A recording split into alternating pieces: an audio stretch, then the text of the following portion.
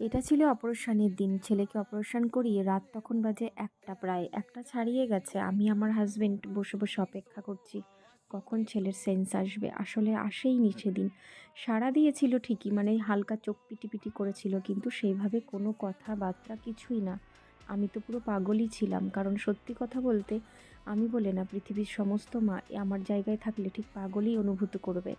যাই হোক, রাত বাজে ১টা ৫৬। চলো তোমাদের মোবাইলে আমি দেখাচ্ছি। দেখতেই পেলে আমার হাজব্যান্ড বসে রয়েছে আর আমি। আশেপাশের বেডগুলো ফাঁকা ছিল, ভেতরে একটা বেডও ফাঁকা ছিল, কিন্তু আমরা কেউ ঘুমাতে পারিনি। কারণ কখন ছেলে জেগে যায়, কখন তার ব্যথা লাগে, কখন কি হয়। আমি তো জেগে বসে বসেই রাত গুনছিলাম যে এই রাতটা চলে যাবে, তারপরের দিনটা চলে যাবে, তারপর হয়তো ছেলে একটু ব্যথাটা কম হবে। ১টা ৫৬ বাজে। পরের মোবাইলটা অন্যদিকে ঘুরিয়ে ঘুরিয়ে আমি দেখছিলাম, এদিকে ছেলের দিকেও তাকাচ্ছিলাম, কখন ওর হাত পা নড়ে না কি নড়ে বুঝতে পারছিলাম না। মনে একরাশ চিন্তা আর মনে অনেক আশা নিয়ে দিন গুনছিলাম।